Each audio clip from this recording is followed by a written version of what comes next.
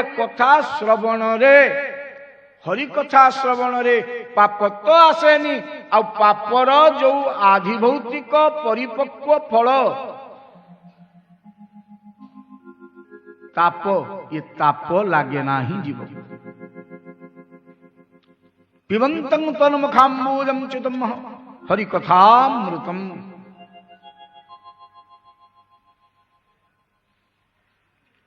तेणु गुरुदेव आ विलंब करंतुनी मते टिके से सांबरे सलोने गोपाल कथा कहवा आरंभ कहतु करंतु कौथि पाई चंद्रवंश रे प्रभु जन्म हेले जदि विचार करा जीव सूर्यवंश श्रेष्ठ सूर्य चंद्रंक ठार श्रेष्ठ ताले चंद्रवंश रे प्रभु काहिकी जन्म हेले काहिकी अवतरित हेले काहिकी लीला कले केले देखो ये चंद्र सूर्य अग्नि ये प्रभुंकर निजस्व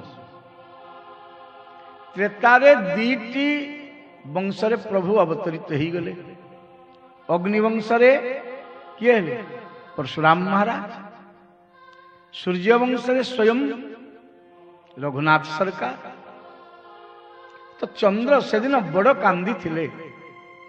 कहले चंद्र काहिकी कांदिले ना ये अष्टजाम रु चारिजाम रहिबे सूर्य आउ चारिजाम रहिबे चंद्र ये सृष्टिर विधान क्रम संध्या हेले चंद्र उदित हेबे उषा आसिले सूर्य उदित हेबे किंतु अड़ुआ तो एइटी हेई गला जेतेबेले सूर्य वंशरे रघुनाथ सरकार अवतरित हेई गले सूर्य आउ उपरु हटिले ही नहीं चंद्र आसिकरी कहले सूर्य तुम बेल सरी गलानी एबे मु बसिबा कथा तुमे जाओ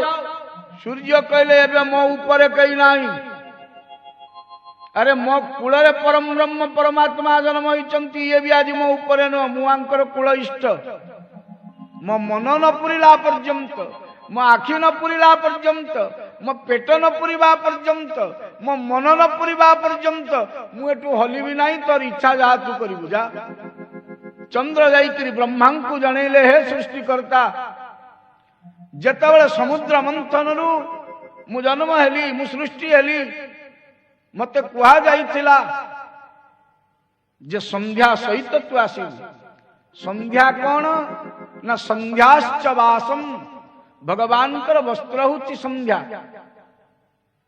आ चंद्र किए ना प्रभुंकर अमृतमयी मनस्वरूपर स्थिति चंद्र तू आसीबु हेले सूर्य तो नियम को व्यतिक्रम करुचंती सुनु नाहंती ब्रह्मा कहले एबे मु भी तांको बुझेई परिबिनी अपराध होई जीव प्रभु रागी जीव तू जा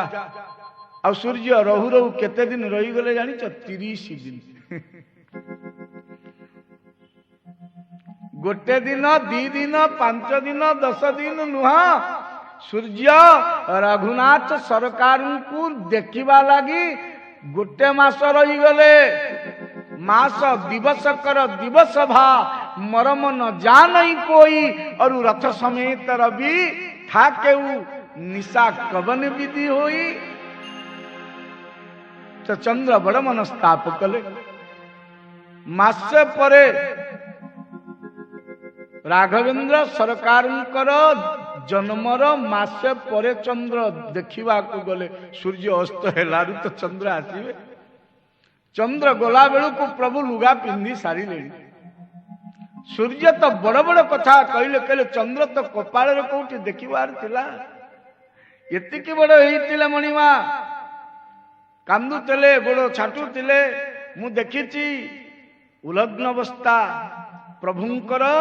मुक्तावस्था मास्य काल देखिची तू देखिला बेलू कि आ से कोमलता थिला तू देखिला बेलू से रसमाधुर्य कौन थिला चंद्र आखि को तो अश्रु आसीगला चंद्र कहला प्रभु को कहले भी हबनी भिणई को न कही क्या कुआ जा दरकार भौणी की कहले भिणई भौणी अधीन काम हो चंद्र चलिले महालक्ष्मी पाखु